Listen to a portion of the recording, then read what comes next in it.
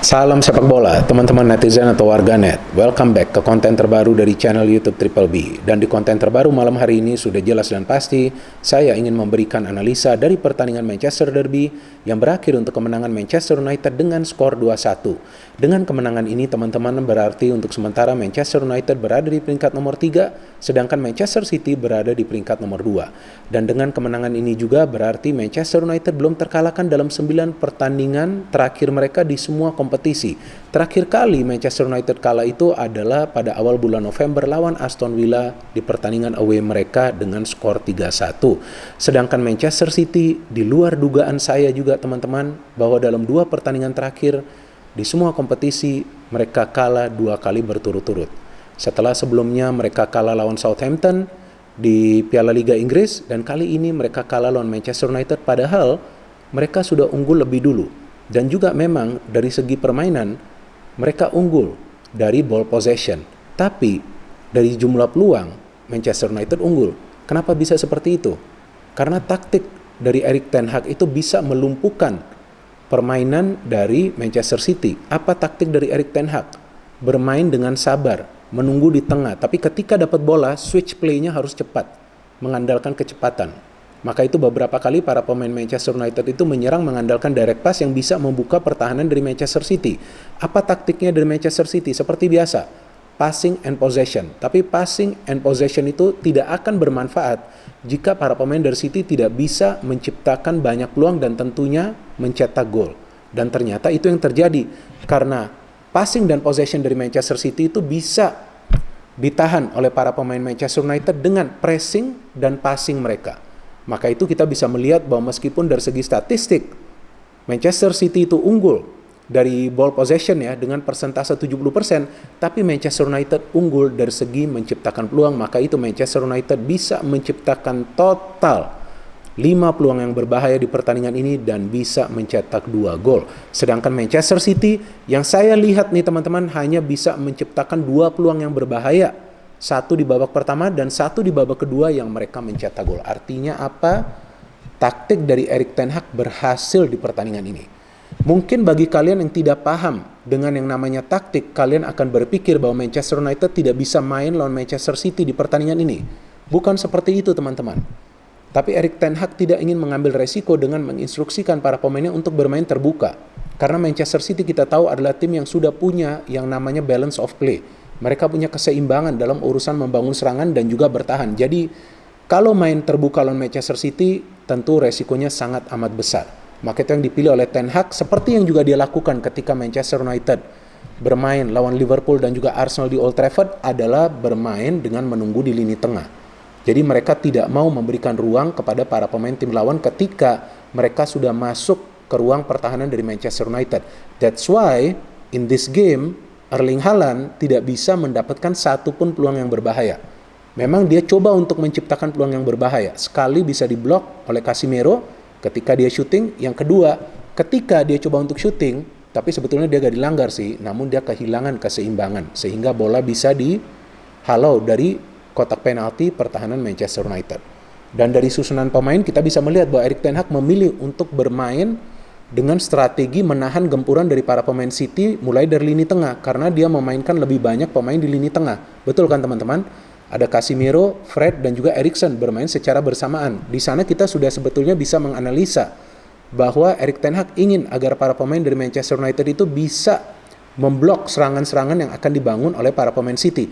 Sedangkan City seperti biasa dengan formasi mereka 4-3-3 dengan mengandalkan permainan yang bervariatif, tapi mereka lebih banyak mengandalkan permainan dari sayap dan juga crossing yang sebetulnya bisa dibaca juga oleh para pemain Manchester United.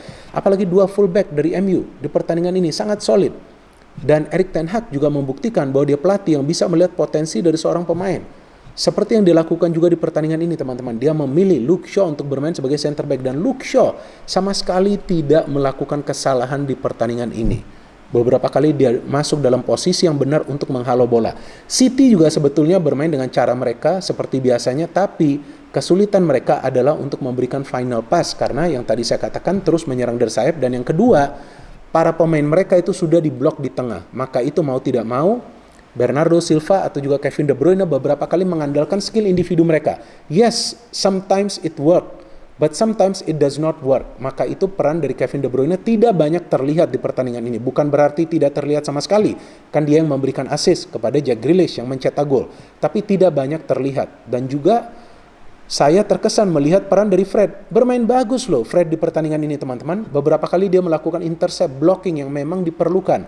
Jadi ketika Fred dan Casemiro bermain, ya disitulah kita tentu bisa membayangkan kesulitan bagi para pemain tim lawan untuk bisa menembus lini tengah dari Manchester United.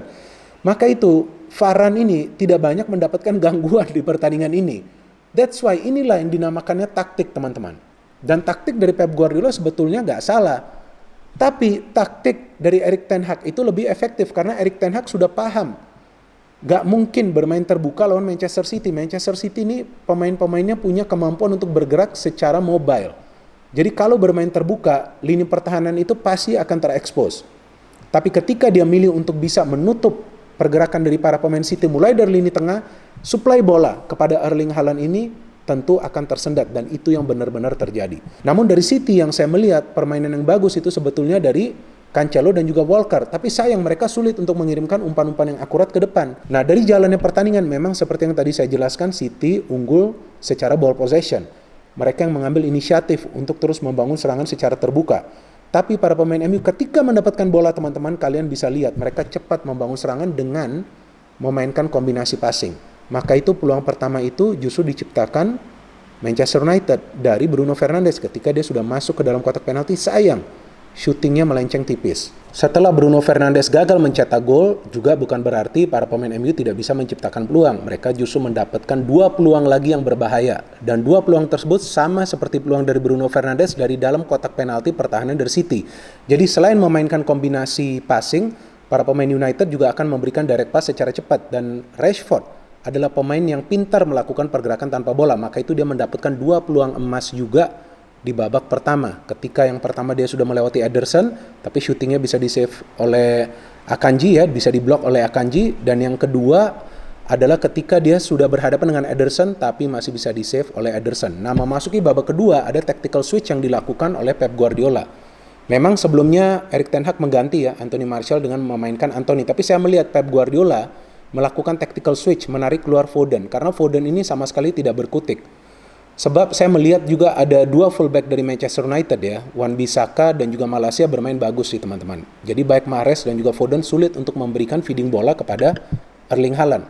Dan dengan dimainkannya Grealish, kita tahu dia adalah pemain yang lebih mobile. Jadi dia akan memancing para pemain United melakukan pelanggaran dengan skill-skill individu dia. Dan terbuktikan Eriksen yang melakukan pelanggaran kepada dia juga. Dan kita lihat kemudian City bisa mencetak gol karena mereka memanfaatkan Grealish yang bergerak secara mobile. Dan Grealish ketika masuk ke dalam kotak penalti tampak tidak terpantau oleh para pemain United karena mereka lebih fokus kepada Erling Haaland. Dan wadah pas from De Bruyne, bagus sekali pasnya. Padahal Casemiro itu sudah masuk coba untuk mencegah De Bruyne mengirimkan umpan, tapi De Bruyne memang punya body balance yang bagus dan juga bisa disambut umpan dari De Bruyne dengan kepala oleh Grealish. Ketika sudah gol itu, saya tetap feeling kemungkinan ini pertandingan minimal berakhir draw karena sekarang sudah saatnya MU perlu melakukan pergantian pemain. Karena ketika mereka menyerang, teman-teman kan tahu mereka tampak berbahaya dengan serangan-serangan cepat yang mereka bangun. Tapi mereka memerlukan tambahan pemain di depan. Nah, ketika yang dimainkannya Garnacho, feeling saya Garnacho ini akan menjadi feeder. Jadi ketika ada tambahan pemain bagi MU di final third, itu akan lebih mengganggu para pemain City ketika MU membangun proses transisi positif yang cepat. Dan ternyata itu yang terjadi kan. Sebelum Garnacho yang memberikan umpan kepada Rashford kan sebelumnya kan sudah ada umpan tuh dari Casemiro. Dan memang umpan itu antara tertuju kepada Rashford atau ke Bruno. Tapi ternyata Rashford yang sudah masuk untuk mengambil bola tidak menyentuh bola. Karena jika dia menyentuh bola berarti dia offside. Dia lepas bola itu dan Bruno yang ambil bola itu bisa mencetak gol menyamakan kedudukan. Memang kita melihatnya seperti offside. Tapi ketika kita lihat dari dekat bahwa Rashford itu tidak menyentuh bola, artinya memang Bruno tidak berada dalam posisi offside. 1-1 game on. Ya, feeling saya inilah saatnya bagi MU untuk bisa menang. Karena dengan 1-1 itu artinya mereka sudah semakin confident, mereka sebetulnya bisa menjebol gawang dari Manchester City. Dan sayangnya nih teman-teman, ketika Anthony masuk, saya melihat permainan dari MU ini gak berkembang secara baik sih. Maka itu ketika Garnacho masuk, saya melihat Garnacho ini lebih berani untuk melakukan cutting inside, pergerakan individu ke dalam kotak penalti dari Manchester City. Dan karena ada pergerakan dari dia itu kan, ketika Bruno memberikan umpan, dia melakukan pergerakan ke dalam kotak penalti. Setelah dia gagal memberikan umpan, dia memberikan umpan kedua dan Rashford bisa mencetak the winning goal. Dan Manchester City juga tidak bisa membalas gol dari Manchester United karena memang mereka sulit untuk bisa menciptakan peluang. Secara efektivitas tampak jelas para pemain Manchester United efektif dalam urusan bertahan dan juga dalam membangun transisi positif yang cepat seperti yang mereka lakukan di 2 pertandingan sebelumnya di Old Trafford ketika mereka mengalahkan Liverpool dan juga mengalahkan Arsenal. Dan Manchester City, inilah problem mereka ketika mereka menghadapi tim yang bisa solid bertahan dan juga mengandalkan counter attack. Ya artinya sekarang papan atas semakin ketat persaingannya karena selain Arsenal dan City sekarang ada Manchester United. Dan seperti yang saya jelaskan di beberapa konten dari channel YouTube Triple B tentang Manchester United yang saya buat, ya memang sih mungkin nggak semua dari kalian nonton, saya jelaskan kan. Dan saya tegaskan juga bahwa Manchester United is coming back. Bahwa game plan dari Erik ten Hag berjalan dengan lancar. Bahwa Erik ten Hag tidak selalu memakai formasi atau juga strategi yang sama. Dan itu terbukti di pertandingan ini. Maka itu sering-sering kalian nonton dan dengarkan analisa saya di konten dari channel YouTube Triple B. Silakan kalian dengar saja. Kan kalian bisa dengar nanti konten yang sebelumnya tentang Manchester United. Saya jelaskan terus bahwa ini prosesnya sudah berkembang pesat. Dan juga MU is coming back. Saya masih belum mau mengatakan MU is back, belum. Karena kan saya jelaskan di salah satu konten tentang MU, bahwa jika di 3 pertandingan setelah ini, berikut pertandingan ini lawan City, jika di 3 pertandingan ini, lawan City, lawan Palace, lawan Arsenal, MU bisa menang, baru saya akan katakan MU is back. Tapi sekarang MU is coming back. MU berada di jalur yang benar dan juga progresnya sudah kelihatan. So the progress is real, the Ten Hag way is working, and MU is coming back. Kita tunggu pertandingan selanjutnya dari Manchester United, dan yang saya sudah tidak sabar ketika nanti tim yang saya support sejak tahun 1990 akan berhadapan dengan Manchester United. Arsenal lawan MU, itu akan dahsyat teman-teman pertandingannya. Kita tunggu nanti pertandingan itu, tapi untuk sementara saya ingin mengucapkan selamat kepada kalian yang merupakan penggemar dari Manchester United karena tim kalian sejauh ini belum terkalahkan dan bisa mengalahkan Manchester City setelah tertinggal. Dan sama sekali tidak ada salahnya dalam cara bermain MU. Inilah yang namanya taktik. No hate, no politics, only football. Salam sepak bola.